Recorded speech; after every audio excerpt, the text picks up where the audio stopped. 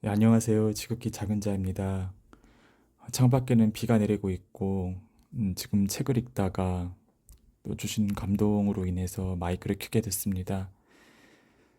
사실 늘 주님 주시는 은혜와 자비를 간구하며 살아가는 작은 자에 불과하기 때문에 실은 요즘 같은 시기에는 더 주님께 지혜를 주시고 돌파를 주시고 무엇보다도 공부에 전념할 수 있는 환경을 길을 열어 주십사 기도를 하게 되는데 그러다 보니 하나님께서 주시는 어떤 저의 삶의 영역과 관계되지 않는 다른 일들에 대해서는 하나님께서 주시는 부분에 분량에 한해서만 중보 기도를 하고 있었습니다. 두 달쯤 전 정말 마음 아픈 소식을 나눴던 적이 있는데 하나님을 전하는 사람들이 정말 이해할 수 없는 소식을 가지고 넘어질 때마다 정말 우리 마음은 너무나 많이 상하고 아프게 됩니다. 그런 소식 하나도 참으로 버겁고 회개 기도를 하게 되는데 이런 소식이 이어지고 또 이어진다면 기도하는 사람들의 마음은 어떻게 되겠습니까? 그저 말없이 눈물만 회개와 안타까움과 정말 미어지는 듯한 그런 괴로운 마음을 주님 앞에 토해내지 않을 수 없는 것입니다. 그러나 너무나 안타까운 것은 당사자는 증거를 가져와라. 내가 무엇을 잘못했느냐. 증거가 있느냐는 정말 너무나 놀라운 반응을 보이고 있다는 사실이 있습니다. 저 자신은 하나님 앞에 참으로 자비와 긍휼 그리고 인도하심을 구하고 있는 입장이고 또한 이 나라와 민족을 위해 교회를 위해 기도하고 있는 수많은 중보 기도자들 또한 같은 입장에 있는 분들이 많은 줄로 알고 있습니다. 그러나 너무 아픈 마음에도 불구하고 어쩔 수 없이 떠밀리듯이 정말 포로되어 붙들려 있는 사람의 심정으로 마이크를 켜게 되었습니다.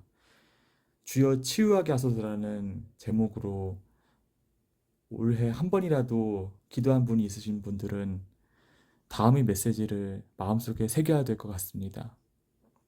너희가 누구를 위해 존재하느냐? 너희가 무엇을 위해 존재하느냐? 참으로 이 질문은 우리의 중심이 하나님께 있느냐? 아니면 사람을 이롭게 함에 있느냐? 사람 앞에 잘 보이는 데 있느냐? 이것을 가르는 매우 엄중한 질문이기도 한 것입니다. 만약 우리가 사람을 이롭게 하고 사람의 비율을 맞추는 그런 존재에 불과한다면 우리는 결국 하나님의 영광을 가리고 하나님을 정말로 참으로 무시하고 짓밟는 그 자리에 그 배도의 자리에 참여하지 않을 수 없게 될 것입니다.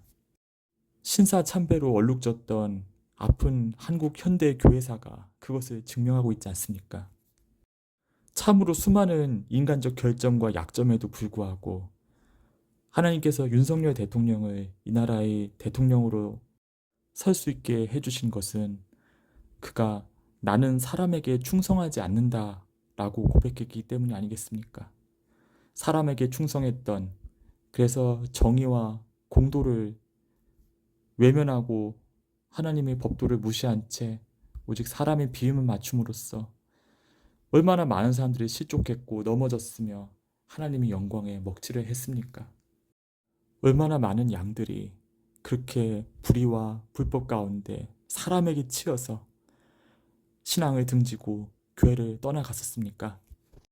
그래서 주여 치유하게 하소서라는 교회의 기도 앞에 하나님께서는 이렇게 묻고 있는 것입니다.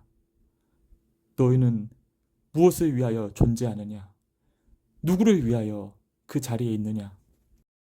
만약에 우리가 이 질문을 묵상하고 우리의 행동으로 그 질문에 합당한 대답을 한다면 하나님께서는 우리를 보시고 이 땅을 살리시고 기회를 주시겠지만 여전히 성경 말씀에 눈을 감고 예수님의 눈을 감고 그동안 해왔던 대로 사람이 비위와 체면만을 맞추기에 급급한다면 끔찍한 결말은 정해져 있는 것이 아니겠습니까? 그럼에도 너희가 치유를 원하느냐? 너희가 나를 위하지 아니하는데 내가 어찌 너희들을 고칠 수 있겠으며 너희가 내 편에 서 있지 않는데 내가 어찌 너희들을 싸맬 수 있으랴? 하나님이 한탄의 소리가 들리지 않으십니까? 정말 어찌할 바 모르는 아픔 신령 가운데 그저 눈물만 흘리고 있는 수많은 중보기도자들과 성도들의 마음을 어찌 돌아보지 않으십니까? 성경에서 다윗은 하나님이 마음에 합한 사람이라 불려지고 있습니다. 그리고 그는 이스라엘과 유다 여러 왕이 모범이 된 자입니다. 그러나 그에게는 아픔이 있었습니다. 상처가 있었지요. 그의 결혼사를 잘 살펴보면 그가 처음으로 정혼했던 사울의 딸 미가를 그의 장인어른인 사울이 그를 죽이려 함으로 인해서 어쩔 수 없이 헤어져야만 했던 아픔이 있었던 것입니다. 마침내 다윗이 왕이 되고 언약궤가 예루살렘으로 돌아와게 되었을 때 다윗은 너무 기뻐서 옷이 벗겨지는 줄도 모르고 춤을 추었지만 미갈은 그런 다윗의 흉을 봅니다. 다윗의 마음은 실로 어처구니가 없고 복잡하고 억울했고 온갖 부정적인 감정이 뒤범벅이 되어 있었을 것입니다. 이러한 균열이 바람직하지 못한 마음이 치유되지 못한 상처가 결국 이 성군 다윗조차도 실족하게 만든 계기가 된 것입니다. 그런데 주님이 길을 걷겠다고 나선 이 땅의 목회자 후보생들 그리고 목회자들 가운데서도 이 같은 상처들이 있는 경우를 보게 됩니다. 가족의 반대, 특별히 하나님의 나라와 의를 향해서 정말 열심으로 사역을 하고 또한 공부를 하며 앞으로 나아가는데 가족의 반대가 있는 경우가 참으로 많고 대개 그 반대의 주관자 되는 사람은 이제 목회자의 아내 혹은 목회자 후보생의 아내가 되는 경우가 참으로 많다는 사실이지요. 사람인지라 억울함, 분노, 상처, 외로움이 그 속에 잠재되어 있을 수 있습니다. 그렇지만 하나님께서는 그것을 치유받기 원하십니다. 내가 무엇을 위해 있는가? 누구를 위해 이 자리에 있는가? 이것을 되뇌어 보면 내가 억울함과 분노와 그리고 답답한 마음에 갇혀 있고자 부름받은 것이 아님을 알게 된 것입니다.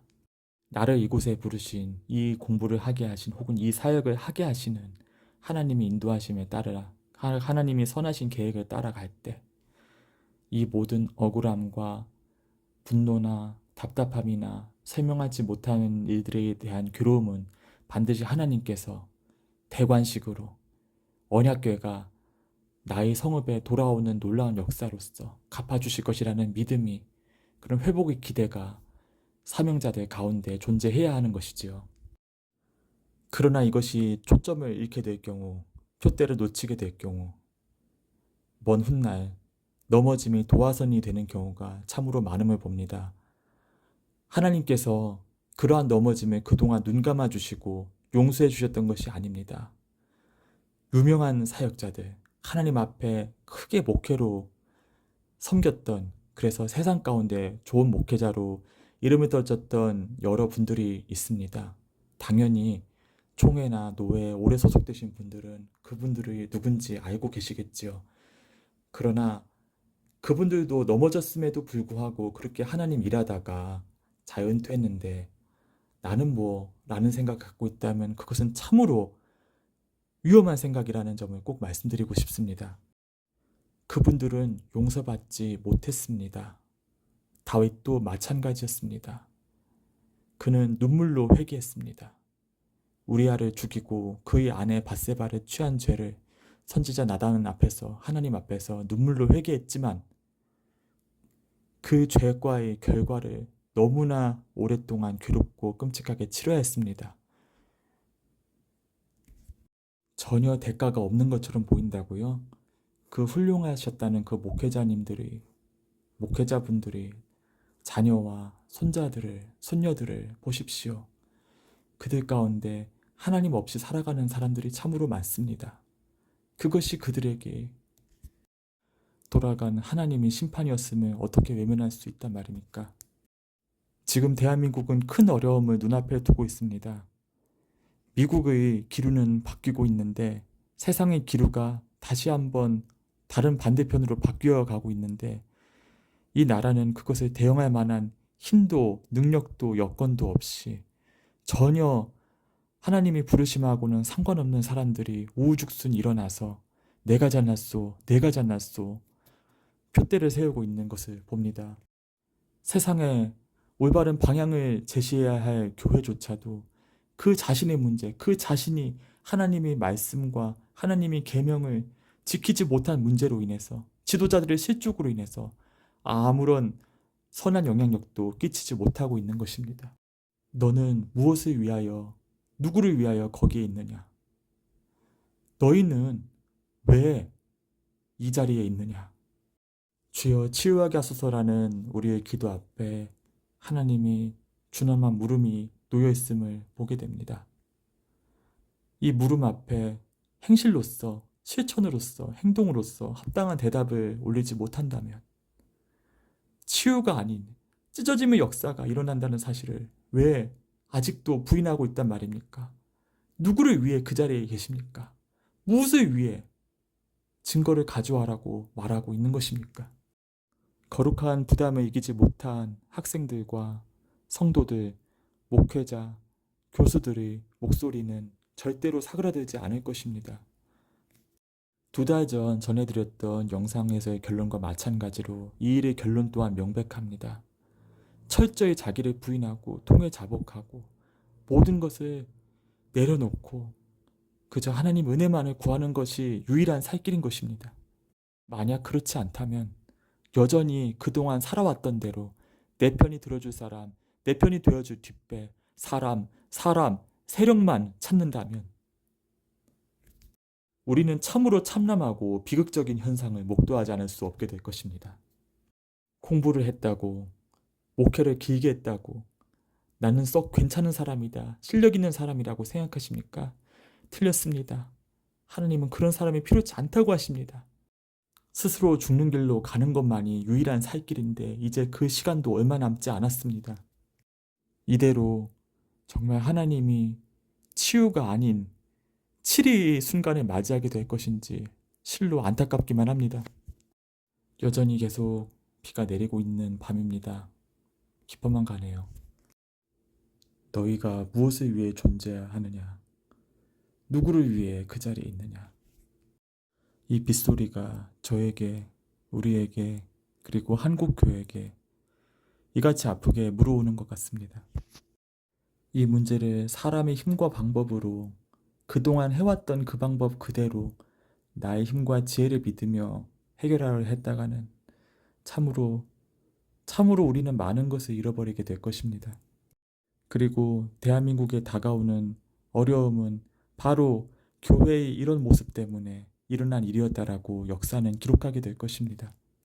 나의 죄됨을 고백하는 것이, 나의 진정한 회개가 교회를 살릴 수 있다면, 그리고 지금 이 상황에서 나를 살리는 길이라면 무엇인들 못할 것이 있겠습니까? 이미 이보다 더 강한 그리고 수많은 권면이 그분께 들어갔었다고 합니다. 그런데 문제는 그분이 마음을 돌이키지 않는다는 것이었죠. 왜냐하면 자신의 삶이 누군가에게 지분이 잡혀 있다고 생각하기 때문이라고 합니다. 이미 사람을 이롭게 할 수도 없는 입장에서 끝까지 사람을 이롭게 하려는 신용을 하다가 모든 것을 잃어버리는 어리석음을 범하지 않기를 바랍니다. 윤석열 대통령에게는 대한민국의 자유민주주의를 지키고 대한민국을 깨끗하게 만들 역사적 책임이 있었지만 그가 자기 자신과 자기 주변 사람이 사리사욕과 이익과 계산에 골몰한 결과, 그리고 특별히 하나님과 관계없는 미혹의 영을 따른 결과 지금 그는 완전히 호구 잡힌 채로 늘 미혹의 영에게 물으며 질질 끌려다니고 있음을 보게 됩니다. 사람을 이롭게 하며 사람께 충성하면 결국 누구나 이 같은 올무에 빠지게 되지 않겠습니까? 이미 하나님을 이롭게 하는 것이 어렵다면 결국은 자기 부인과 자기 죄됨을 고백하고 자신 내려놓는 것 외에는 하나님께 영광을 돌릴 수 있는 방법이 없는 줄로 압니다. 기도와 모임의 결론이 이와 같이 내려지게 될 때 하나님께서는 교회의 통해와 자복을 보시고 이 대한민국에 임할 경제적 고통과 혼란의 어려움을 경감시켜 주실 것을 바라보게 됩니다.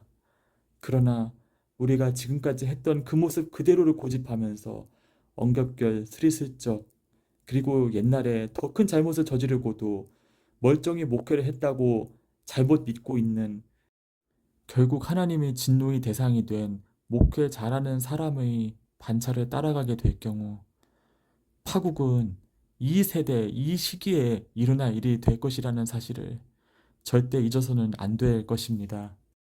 정말이지 저란 사람을 이롭게 하고자 하면 절대로 이렇게 마이크를 켜서 이런저런 이야기들을 나눌 수 없을 것입니다. 저는 그런 성격이 또 되지 못합니다. 저 자신의 부족함을 하나님 앞에 엎드리기도 바쁜데, 그러나 그럼에도 불구하고 계속 부담을 주시고 아픈 마음을 허락하시니 정말 말하기 싫어도 어쩔 수 없이 나눌 수 밖에 없습니다.